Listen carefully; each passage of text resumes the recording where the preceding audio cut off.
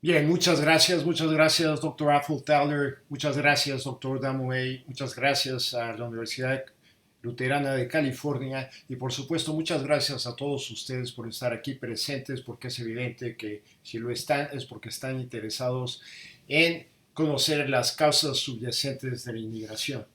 Bien, pues en esta presentación de 30 minutos vamos a abordar estas causas y debo destacar que esta es realmente una oportunidad única para abordar un tema raramente cubierto por los medios, por los gobiernos y por la sociedad, por la sencilla razón de que aquellos que están en el poder, tanto en el poder público como en el poder privado, no están interesados, no quieren, va en contra de sus intereses que la sociedad en su conjunto esté interesado en las verdaderas causas de la inmigración, en las causas subyacentes de la inmigración. De tal suerte que a la pregunta de por qué vienen los inmigrantes, la mayoría caemos en un supuesto simplista y este es que los inmigrantes vienen a Estados Unidos porque ellos son pobres y nosotros somos ricos. Pero en la realidad muestra que las razones de la inmigración son muy complejas y debemos de estar conscientes que nosotros compartimos en un grado muy importante la responsabilidad por esta inmigración. Lo que quiero decir con esto es que si nosotros realmente queremos resolver el asunto de la inmigración de una vez por todas, debemos de dejar de mirar solo a las consecuencias, que eso es lo que siempre hemos hecho, y abordar las causas de raíz de la inmigración, porque esa es la única manera de realmente resolver la inmigración a Estados Unidos. Bien, en esta presentación nos vamos a enfocar específicamente a México por la sencilla razón de que México ha sido la principal fuente de inmigrantes a Estados Unidos, a California y al condado de Ventura por muchas décadas, sencillamente por nuestra proximidad geográfica, pero de una forma todavía más importante a partir del Tratado de Libre Comercio de Norteamérica que tomó efecto en 1994. Bien, pues, ¿cuáles son las causas subyacentes de la inmigración? Pues estas son estructuras económicas, sistémicas y globales que hacen que millones de personas pierdan cualquier oportunidad de disfrutar de una calidad de vida digna en su propio país, en este caso México, como resultado directo del acuerdo tácito entre las élites de ambos países para imponer y mantener las estructuras económicas neoliberales que los benefician, que benefician al 1% o más bien debería de decir al menos del 1% y que diezman los medios de vida de la gran mayoría del 99%. Pero, ¿cuáles son específicamente las estructuras económicas que desencadenan la inmigración? Bueno, las dos principales son estas. La primera es salarios que solo pueden ser interpretados como un estándar de moderno trabajo esclavo, salarios de moderno trabajo esclavo y los acuerdos comerciales depredadores que afectan a sectores económicos específicos con consecuencias que diezman el nivel de vida de millones de personas, en este caso el Tratado de Libre Comercio de Norteamérica.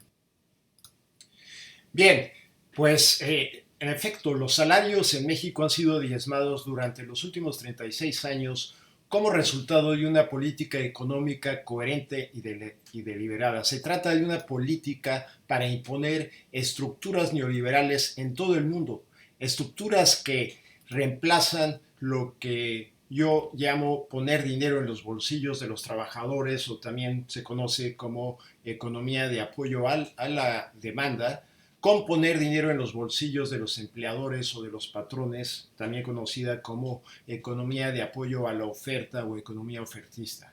Estas son políticas que específicamente reducen y limitan los derechos laborales mediante reformas estructurales, reducen los salarios reales para aumentar las ventajas competitivas, privatizan los bienes públicos y los recursos naturales vitales para la vida y desregulan las estructuras económicas y financieras para permitir que los mercados, sí, los mercados, tomen mucho en cuenta esto, establezcan la agenda pública y les permitan a los mercados regularse a sí mismos a través de pautas y estándares no vinculantes y de diseño propio.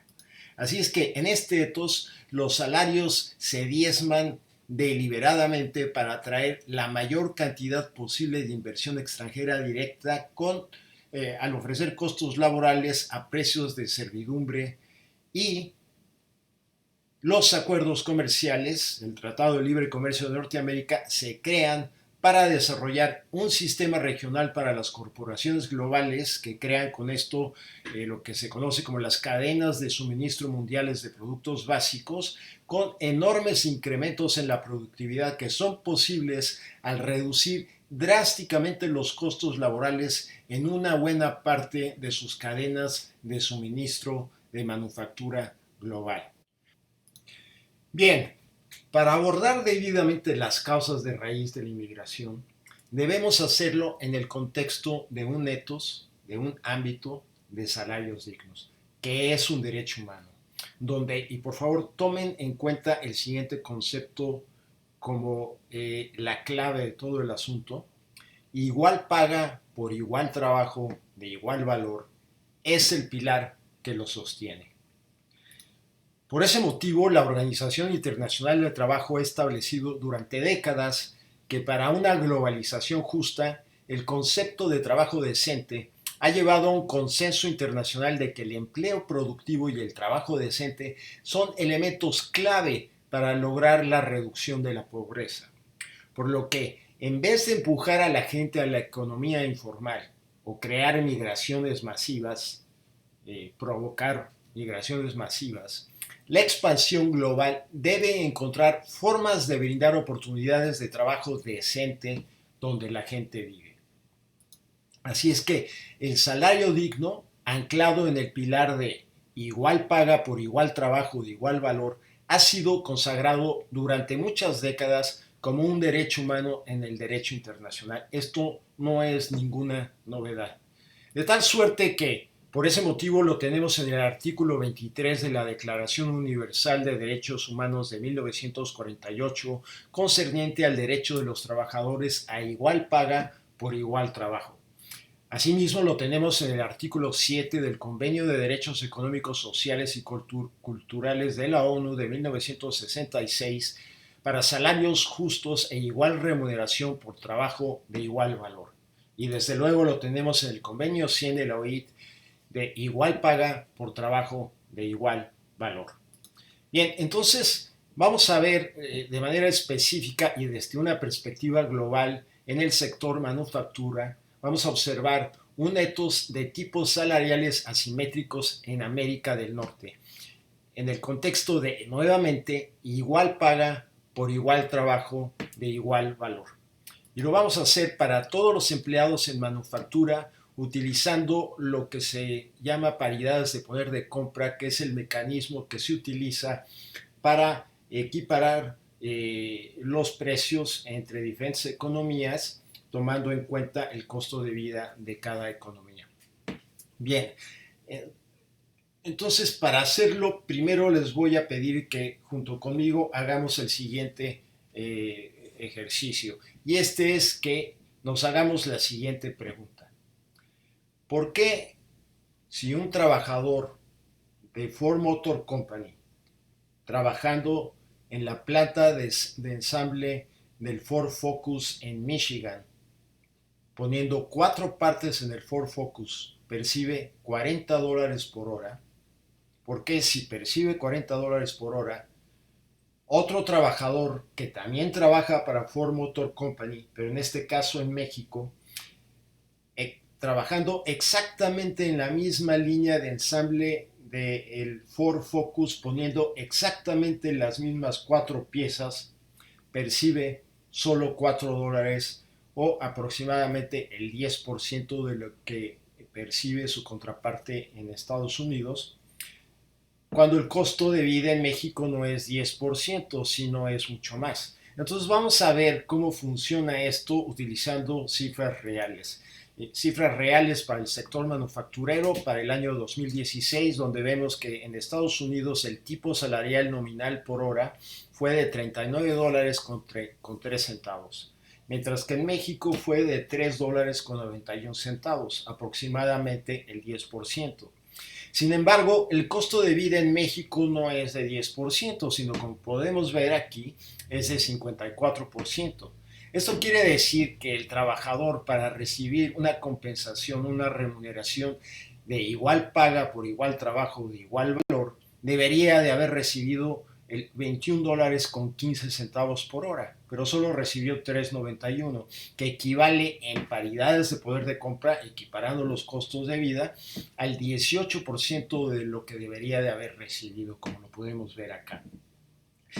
Entonces les voy a pedir que tengan muy presente este 18% por un momento, porque en la siguiente gráfica vamos a observar cómo se han diezmado los salarios en México a través del tiempo. Y entonces nos remontamos a 1975 y vemos que ese 18% en el 75 era más del doble, era 37%, y después subió a 42%, y de hecho en 1981 alcanzó su nivel más alto en 43%, y después empezó a bajar como producto de una política deliberada de diezmar los salarios en México a 33, a 28, y para el año en el que el Telecán entró en efecto ya estaba en 19, y como podemos ver desde esa época se observa una línea plana, porque esto es el resultado, exhibe claramente que esto es el resultado de una política deliberada de diezmar los salarios en México. Entonces vemos cómo se bajaron, y una vez que llegaron a un nivel que consideraron el nivel ideal competitivo para vender la mano de obra de México a precios de moderno trabajo esclavo, lo dejaron allá. Bien, entonces ahora vamos a ver, siguiendo con la perspectiva global en manufactura, los efectos del Tratado de Libre Comercio en el sector de plantas maquiladoras de las cadenas mundiales de productos básicos existentes en México. Y vamos a ver sus principales rasgos. Y esto es que en 1976, antes del Telecán, el sector tenía 448 plantas empleando a 74.500 trabajadores. Pero después, 21 años después del Telecán, el sector reportó 6.166 plantas empleando casi 2.9 millones de trabajadores a, nuevamente, precios de moderno trabajo esclavo. Y el nivel de explotación en este sector, las violaciones de los derechos humanos y laborales y los riesgos e inseguridad en el lugar de trabajo son los peores en todo el sector industrial en México, incluyendo el asesinato o la desaparición de miles de trabajadoras maquiladoras en Ciudad Juárez y muchas ciudades a lo largo de la frontera. Y desde luego, la razón principal, como ya lo he dicho, para la deslocalización a México de estos empleos es, una vez más, los costos laborales miserables que permiten a los empleadores maximizar el beneficio de su inversión y el valor para los accionistas. Bien, hemos visto la situación desde una perspectiva global. Ahora pasemos a observar lo que sucede desde una perspectiva doméstica. Y lo vamos a hacer viendo el valor de los salarios, en donde comparamos lo que se conoce como la canasta de bienes indispensables, que es el equivalente de el costo de vida para, para vivir dignamente. Es lo mismo que decir que el costo de la canasta de bienes indispensables es lo que se requiere percibir como salario. Es un salario digno. El costo de la canasta de bienes indispensables es igual a lo que debe considerarse un salario digno. Entonces la comparación es de la canasta de bienes indispensables contra el salario mínimo general en México. Y entonces vemos que en 2014 el estimado de esa canasta de bienes indispensables fue de 16,445 pesos, pero el salario mínimo mensual fue solo de 2019. Por lo tanto, la asequibilidad de la canasta por el salario mínimo general fue de un magro 12%. Ahora pasamos a ver qué sucede en 2019 y vemos que el costo de esa canasta se estima en 22,000 pesos y el salario mínimo ha subido a 3,080 pesos, lo que reporta una mínima mejora de 2 puntos porque ahora ya el nivel de asequibilidad de la canasta básica es del 14%.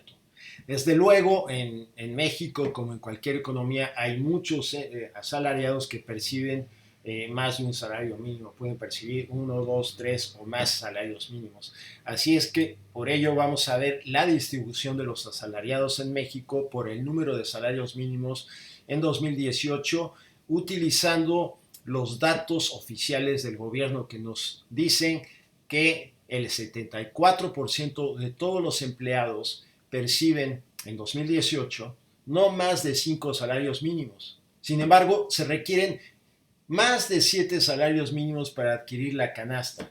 Así es que con esos datos nosotros podemos estimar con un alto grado de confianza que en 2018 no más del 15% de los asalariados percibían un salario digno, percibían un salario que les permitía comprar el 100% o más en la canasta básica indispensable.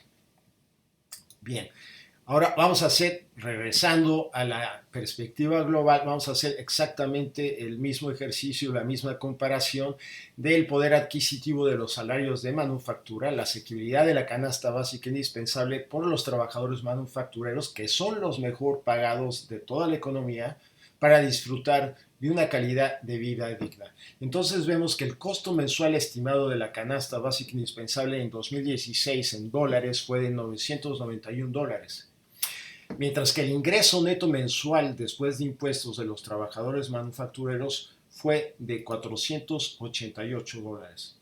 Es decir, que la asequibilidad de la canasta básica por los trabajadores mejor pagados en toda la economía no fue ni siquiera de la mitad porque se quedó en 49%. Bien, entonces ya hemos visto la perspectiva global y la perspectiva doméstica en cuanto al valor de los salarios y cómo les permite vivir a la mayoría de los trabajadores. Ahora vamos a observar la situación en el otro sector que ha sido gravemente impactado, duramente impactado por el libre comercio, por el llamado libre comercio, por el Tratado de Libre Comercio de Norteamérica. Entonces, ¿cuál es el efecto directo del Telecán en la pérdida de millones de empleos en agricultura? Bien, pues los efectos muy perniciosos del Telecán destruyeron o redujeron la calidad de vida de millones de personas en los 3 países, en Canadá, Estados Unidos y México, particularmente en el sector agrícola debido a los agronegocios, pero fue en México donde se infligió el mayor daño. Veamos qué sucedió primero en Estados Unidos. Solo entre 1996 y 2001, los subsidios agrícolas casi se triplicaron a más de 20 millardos. Los ingresos netos de los agricultores cayeron 16,5%, lo que obligó a cerrar a unos 300,000 agricultores, la mayoría pequeños agricultores. Como resultado, muchas comunidades rurales murieron cuando se cerraron los escaparates, las iglesias y los vapores tóxicos de los rastros industriales obligaron a las personas a abandonar sus hogares y además una epidemia de anfetaminas barrió a Estados Unidos. En cuanto a México, el Telecán liberalizó el maíz y muchos otros productos como el azúcar y los frijoles. Pero las corporaciones de agronegocios como Cargill y ADM inundaron el mercado con productos subsidiados por los 20 millardos de subsidios que les había dado el gobierno y que pudieron vender a precios, estos granos, a precios inferiores a los costos de producción en México. Así que para 2006 se habían perdido como consecuencia de ello más de 2 millones de empleos agrícolas, incluidos 1,7 millones de pequeños agricultores y los trabajadores, los agricultores y sus familias se vieron obligados a abandonar el campo. Y cuando digo que se perdieron 2 millones de empleos o 2 millones de fuentes de ingreso, realmente lo que se perdió fueron 8 millones de formas de vida, porque el promedio de miembros por familia en México es de 4. Así es que si se perdieron 2 millones de empleos, en realidad 8 millones de personas perdieron su forma de vida. Como consecuencia, millones de mexicanos se vieron forzados a abandonar sus comunidades con 3 alternativas. La primera fue mudarse a los barrios de miseria, a lo que le llaman las ciudades perdidas de las grandes ciudades de México, y buscar trabajo, principalmente en la economía informal, con salarios nuevamente de moderno trabajo esclavo. La segunda opción fue migrar a Estados Unidos, con todos los riesgos que conlleva, porque la mayoría pues migran sin los documentos, sin la documentación apropiada. Y la tercera opción, la última opción, fue unirse a las filas de quienes trabajan para los carteles del narcotráfico u otras formas del crimen organizado. Bien, regresando al sector manufactura, ahora veamos el efecto, desde una perspectiva global, desde luego, el efecto potencial del próximo Tratado de Libre Comercio sobre los salarios mexicanos. Y en esto existen una serie de provisiones nuevas, pero hay dos provisiones en la parte laboral. Una es potencialmente positiva y la otra es potencialmente negativa. Veamos primero la nueva provisión laboral, que es potencialmente positiva si se cumple. Y esto es la reforma laboral de México para incorporar el convenio número 98 de la OIT de 1949, que es el derecho de sindicación y negociación colectiva. Aquí quiero destacar la siguiente situación. En la OIT existen más de 100 convenios que otorgan derechos a los trabajadores, pero dentro de todos ellos existen 8 que se les denomina los 8 convenios fundamentales. Y cuando México ratifica el convenio número 98, con ello ya ha ratificado los 8 convenios fundamentales de la OIT. Sin embargo, Estados Unidos, su socio principal, hasta ahora solo ha ratificado 2 convenios. Entonces esto es irónico, y lo que nos dice es que más allá de la adopción y ratificación de convenios internacionales o el pasar leyes de derechos laborales nacionales, lo que realmente hace la diferencia es que se cumplan los estándares que puedan proveer un ámbito de dignidad, de trabajo digno a los trabajadores.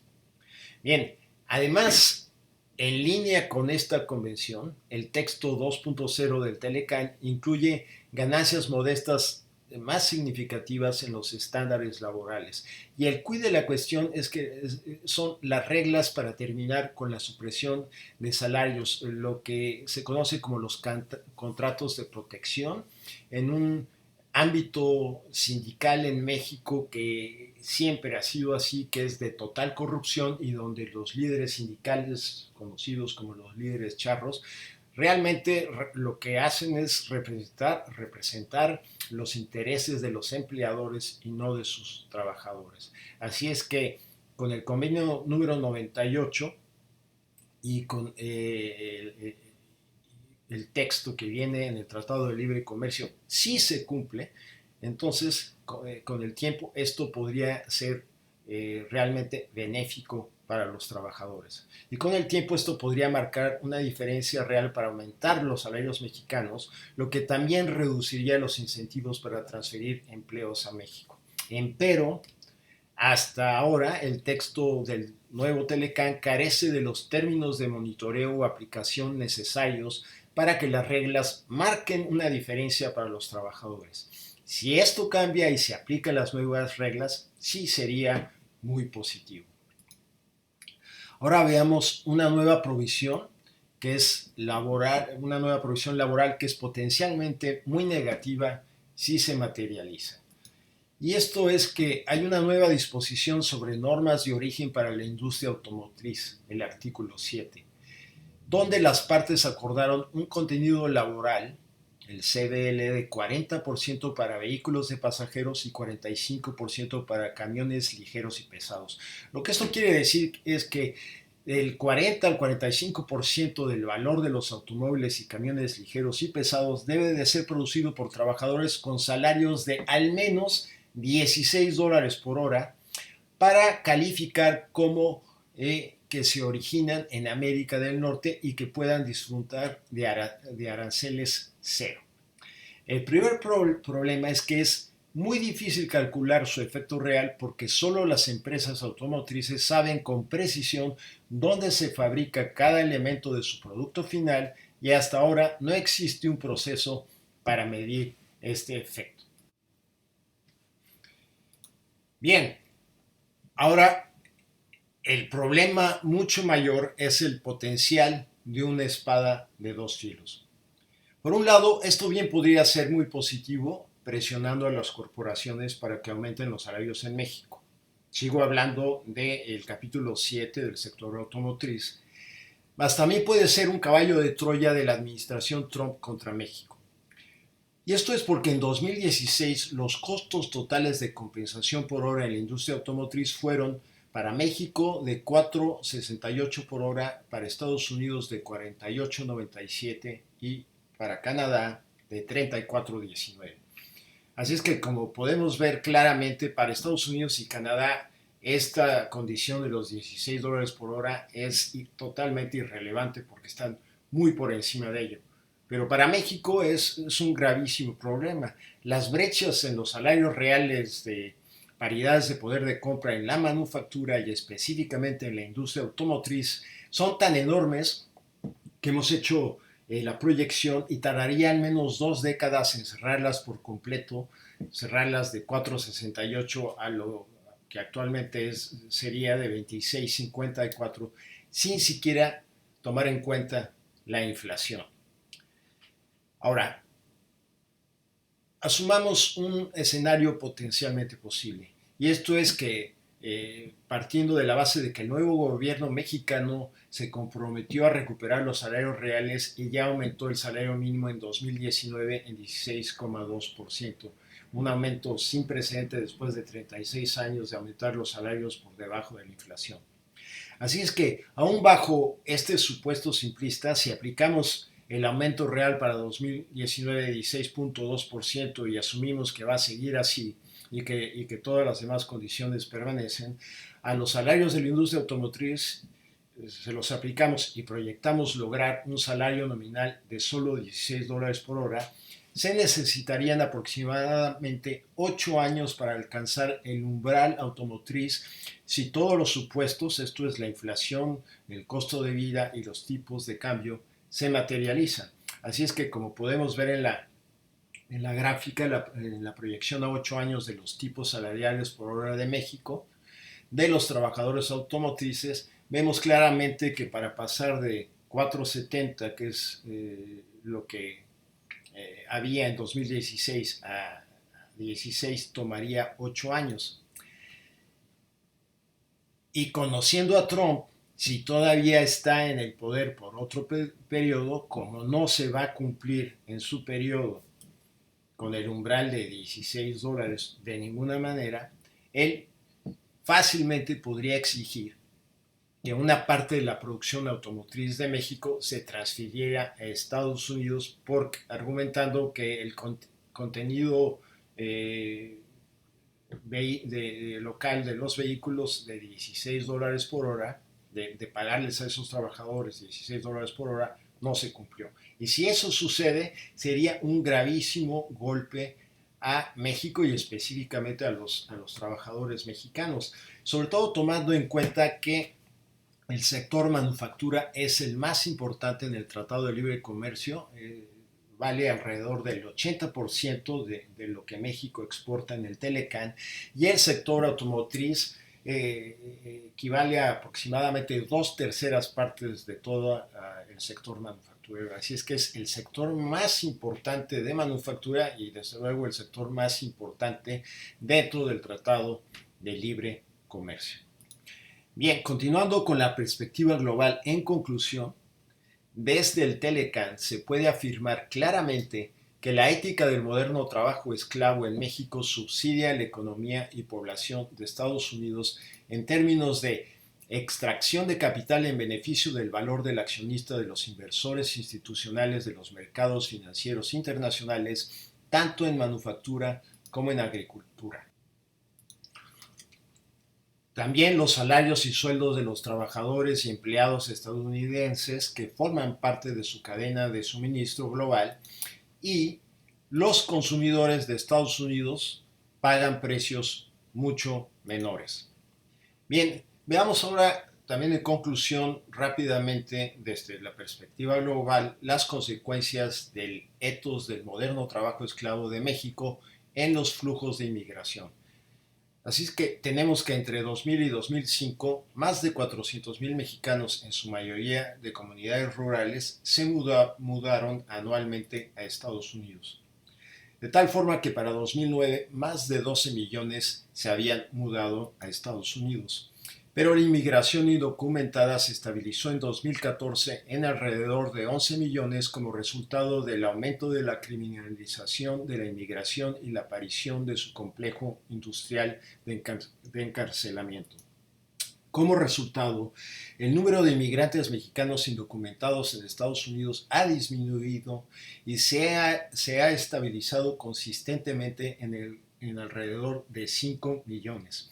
Sin embargo, y esto es bien importante, casi 200,000 continúan cruzando la frontera desde México anualmente y aún más desde Centroamérica y muchos otros países. Una situación que continuará mientras no se aborden las causas de raíz de la inmigración, haga lo que haga Estados Unidos. Bien, ahora, ¿quién se beneficia de estas estructuras sistémicas? Bueno, primeramente los inversores institucionales de los mercados financieros internacionales y sus corporaciones, maximizando el valor del accionista.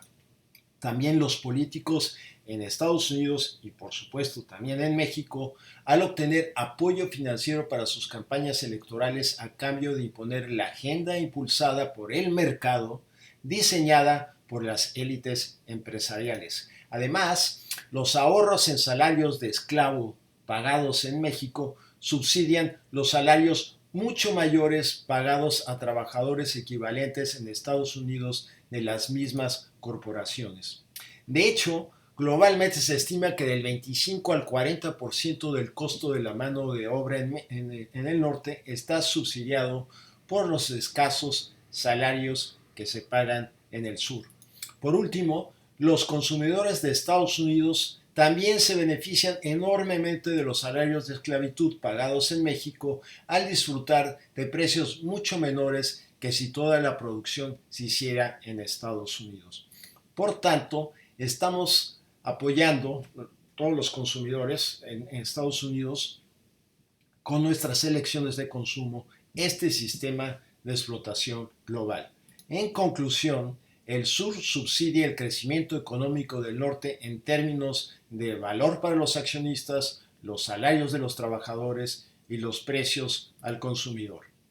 Ahora, ¿cómo podemos abordar las causas profundas de la inmigración? Bueno, para hacerlo primero tenemos que estar muy conscientes de que hay una serie de obstáculos. El primero es que las estructuras sistémicas que se benefician de este acuerdo se oponen a cualquier tipo de marco regulatorio vinculante a través del derecho nacional o internacional para obligar a las corporaciones globales a pagar salarios dignos a todos sus trabajadores.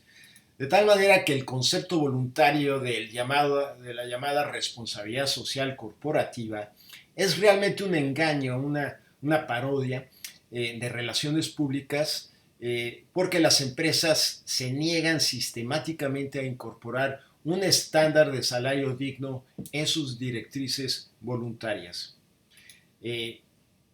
también podemos escribir y debemos escribir a nuestros miembros del Congreso, pero esto tiene un efecto relativo porque las mismas estructuras sistémicas que se benefician de este acuerdo financian las campañas políticas de muchos de ellos. Así es que, en suma, nos quedan dos herramientas. Por un lado, aumentar la presión usando nuestro poder de consumo, que es una herramienta muy poderosa si está bien organizada. Y dos, aumentar nuestra presión con nuestros miembros del Congreso. Por último, ¿qué podemos hacer como ciudadanos responsables en términos prácticos para abordar de manera efectiva las causas fundamentales de la inmigración?